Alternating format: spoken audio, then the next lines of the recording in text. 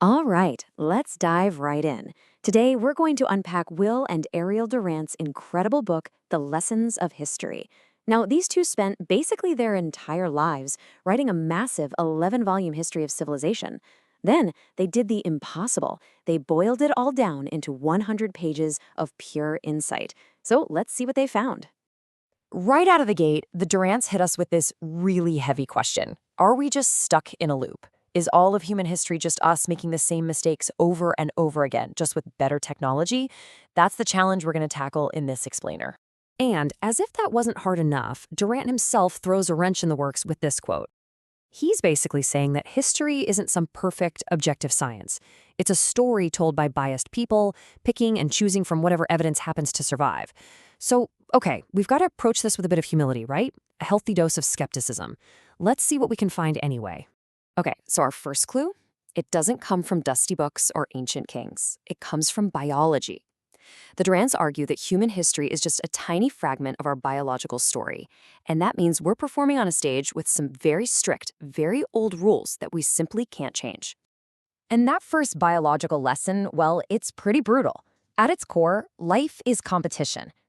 Now, you might be thinking, what about cooperation?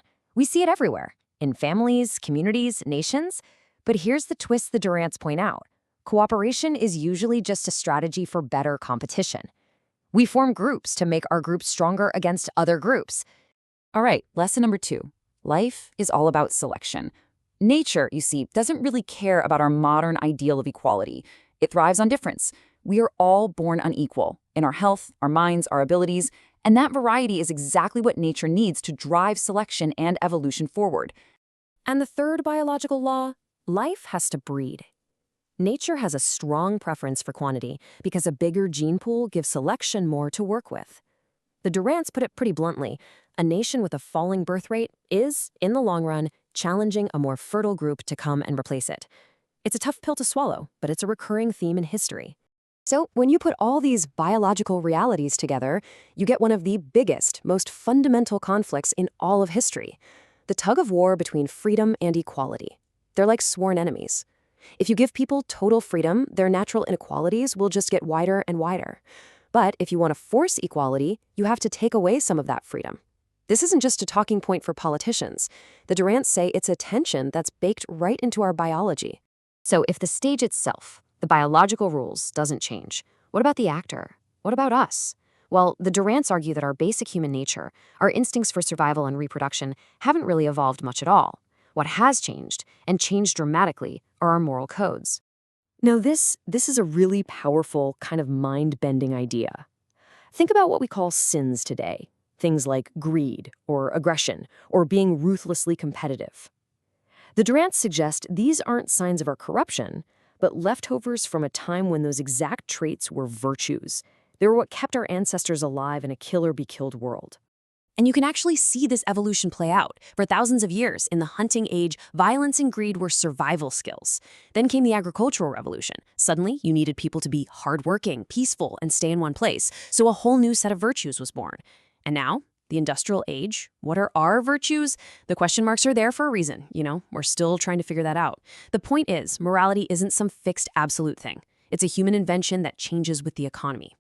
Okay, time for our third and final clue, the plot. If the stage is constant and the actor is constant, does the story just repeat itself? Well, the Durants say, yeah, pretty much, especially when you look at the big cycles of economics and politics. This quote just perfectly captures the beginning of this inevitable cycle. In any society, a small number of people just happen to be better at organizing things, or organizing people, or organizing money. And because of that, the Durants argue, wealth will almost always concentrate in the hands of a few. It's not a conspiracy, it's just a natural result of different human abilities. So, the Durants see all of economic history as this giant, slow heartbeat. First, there's systole, when the heart contracts. That's wealth concentrating. But as inequality grows, so does tension, until eventually history demands a diastole, the heart relaxing and blood flowing back out. That's wealth redistribution. The real drama, the question history always asks, is how that redistribution happens. And history basically gives us two blueprints for how this can go down. On one hand, you have ancient Athens. things were getting explosive, so the leader Solon pushed through major peaceful reforms. He basically saved the city from burning itself down. But then you've got Rome. The reformers, the Gracchi brothers, were murdered by the elite. And the result? A century of chaos and civil war. This whole Roman saga is like a perfect case study for a political cycle that Plato described thousands of years ago. He predicted that democracy, when torn apart by the gap between rich and poor, descends into chaos. And out of that chaos, what do people cry out for? A strong leader, order at any cost. And that is exactly how the Roman Republic died and the Roman Empire was born under Octavius. So, we've looked at the stage of biology, the unchanging actor of human nature, and the repeating plot of wealth and power. Where does that leave us? Let's circle all the way back to that first big question and see if we can find a verdict. And this brings us to the final and maybe most humbling question the Durants ask. After everything, is progress even real? I mean, sure, our technology is incredible, our tools are way more powerful, but are we any better? Is the average person today a fundamentally better, smarter, or more virtuous human than an ancient Greek? That's a tough one. And I think their answer to that is just beautiful. The real point of studying history isn't to get a crystal ball and predict the future. It's to understand the present. It gives you the perspective to see our own times not as some crazy, unprecedented moment, but as another chapter in a long, continuous story. The past helps us make sense of the now. And this is the thought I really want to leave you with. Maybe the greatest lesson of history is simply humility. It's not a simple machine we can figure out. It's not a neat and tidy formula.